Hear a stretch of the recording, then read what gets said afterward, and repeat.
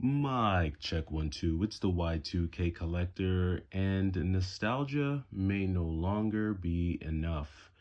Nostalgia may no longer be enough to prop up the type of interest in retro video games that we saw during the heights of 2020 and 2021. I was reading an article that's based out of the UK about this boom that's currently occurring in retro video games. And there's a gentleman who's basically taking advantage of the boom by restoring and repairing a lot of older retro gaming consoles for people who are still into retro gaming. And I think the draw and the appeal when it comes to retro gaming is that offline experience. Not everybody wants to be tethered, not everybody wants to be connected, not everybody wants there to be a server that knows every time you turn your console on to play video games. There's something very secluded, very isolated about being able to turn on a console that isn't linked to any type of network, where you can immerse yourself in this virtual world all by yourself. And there still is a community, and there still is an audience that truly appreciates that. But I don't think that the nostalgia and that interest is going to be enough to continue to prop up retro gaming in the eyes of mainstream media.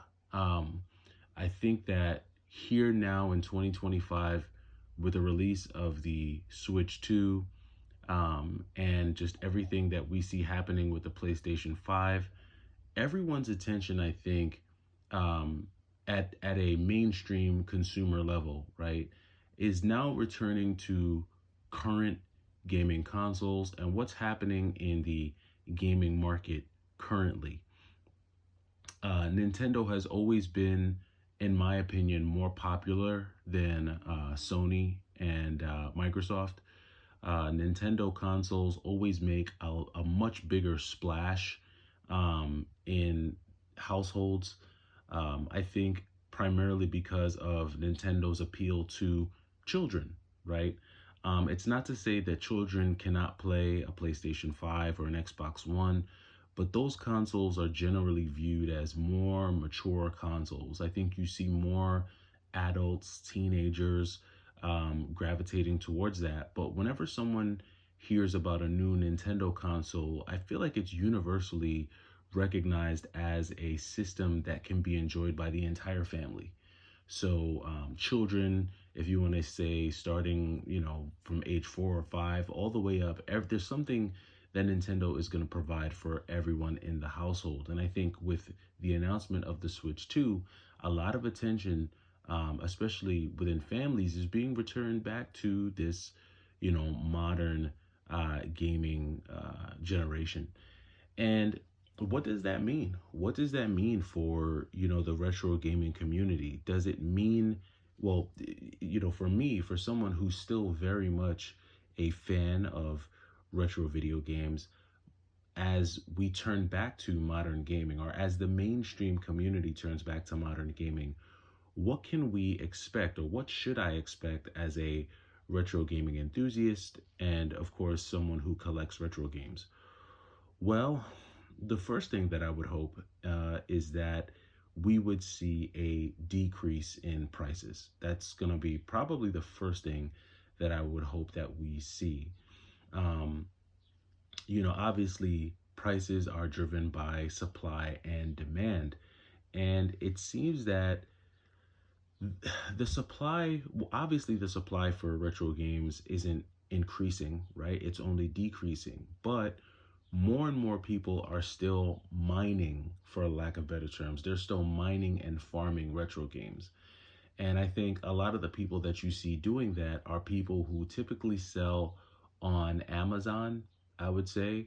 I feel like Amazon sellers are the biggest uh, benefactors of finding some of these.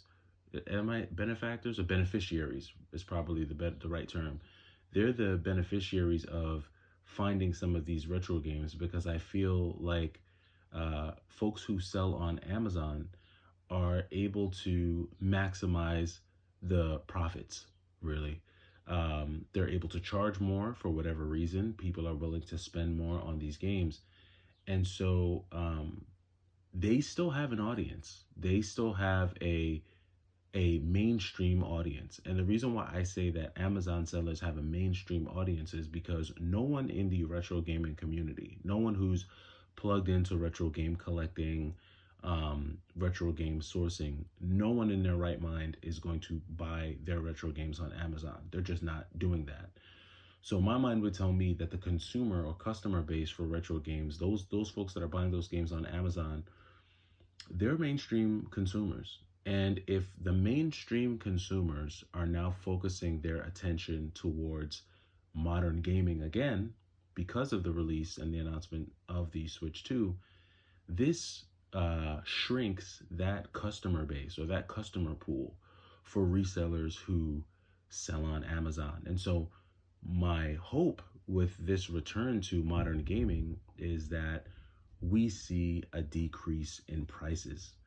Now, that may be wishful thinking. Some of you who have been a part of the retro gaming community might be looking at me and saying, "Y2K, good luck. We've been asking for reduced prices for the last 5 years or so, and we haven't seen any significant shift." Well, that might be true, but we haven't gotten a new console, a truly new console from Nintendo in the last 5 years either. So what's happening with the Switch 2 could shift things. It could change things, and it could return the balance between retro gaming and modern gaming. It could return things back to their pre-2020 levels. We just have to wait and see. So one of the things that I'm hoping for is that there will be a decrease in prices. The other thing that I'm hoping for is that there will once again be a decrease in competition. Pricing and competition are two of the biggest headaches when it comes to collecting retro games. And if the profitability isn't there, then I'm assuming the competition will drop. Now, no one is just going to go around giving away copies of Earthbound. I don't think that will ever happen. But I think the ability for people who are into this hobby, I think it will become easier for enthusiasts to really go after some of those games that have been difficult to obtain over the last few years. So those are the two things that I'm hoping for as nostalgia fades. And I don't even want to say as nostalgia fades, because I think for the core community, the nostalgia will always be there. But the mainstream nostalgia, I think, has dissipated. A lot of it has evaporated. And I don't think it's enough to continue propping up the interest, especially with a big dog like the Switch 2 now entering the fray. Let me know what you guys think down in the comments below. Do you think nostalgia is still enough to prop up the retro gaming and retro collecting hobby in 2025 towards the mainstream audience? Or do you think we've done a full reversal back to the core community? Let me know your thoughts, and I'll catch you in the next video. It's the Y2K Collector. Take it easy.